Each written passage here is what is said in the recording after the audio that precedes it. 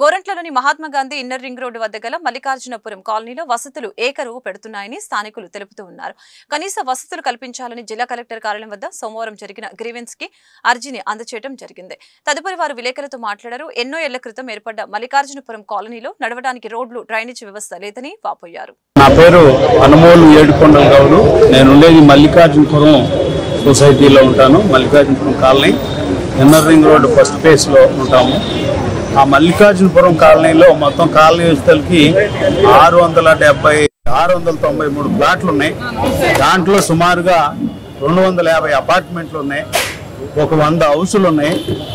వీళ్ళ దగ్గర మరి హౌస్ ట్యాక్స్ రూపంలో కానీ మరి బిల్డర్ల దగ్గర ప్లానింగ్ నిమిత్తం కానీ కోట్లు వసూలు చేస్తూ ఉంది ప్రభుత్వం, మున్సిపాలిటీ కానీ ప్రభుత్వం కానీ. మరి అక్కడ మౌలిక సదుపాయాలు అనేది జీరో.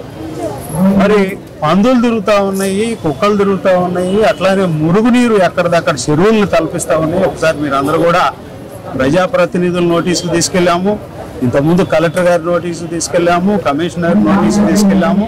గత 5 సంవత్సరాల నుంచి కూడా ఈ కాలనీ మీద మేము పోరాడుతూ ఉన్నాం తప్పితే ఎక్కడ ఒక్క రోడ్డు వేసిన పాపాన్ని పోలేదు, ఒక డ్రైన్ కట్టిన పాపాన్ని పోలా. మరి కోట్లు డబ్బులు వసూలు చేస్తూ ఉన్నారు ప్లాన్లు ఇస్తూ. మరి మున్సిపాలిటీ వాళ్ళు మరి హౌస్ ట్యాక్స్లు వేలు వసూలు చేస్తూ ఉన్నారు. మరి ఆ కాలనీకి మౌలిక సదుపాయాలు ఏర్పాటు చేయాల్సిన బాధ్యత ప్రభుత్వానికి ఉందా లేదా అనేది కూడా మేము ప్రశ్నిస్తూ ఉన్నాం.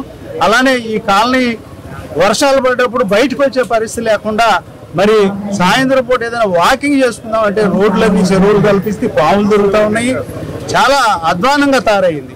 మరి కాలనీలో కూడా పెద్ద రోడ్లు, మరి మన గుంటూరులో ఆ కాలనీ కనుక డెవలప్ చేస్తే హైదరాబాద్లో జూబిలీ హిల్స్ ఎలా ఉంటుందో అలా ఉంటుంది. ఎందుకంటే పెద్ద రోడ్డు 60 అడుగుల రోడ్లు, 40 అడుగుల రోడ్లు, 33 అడుగుల రోడ్లు, అట్లా వాటర్ ఉంది, అన్ని వనరులు ఉండే కాలనీ.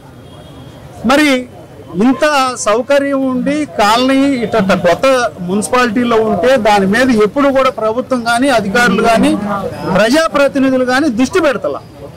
కాబట్టి ఈరోజు గౌరవ కలెక్టర్ గారి నోటీస్కి, కమిషనర్ గారి నోటీస్కి మళ్ళీ రెండోసారి మేము పెడతా ఉన్నాము.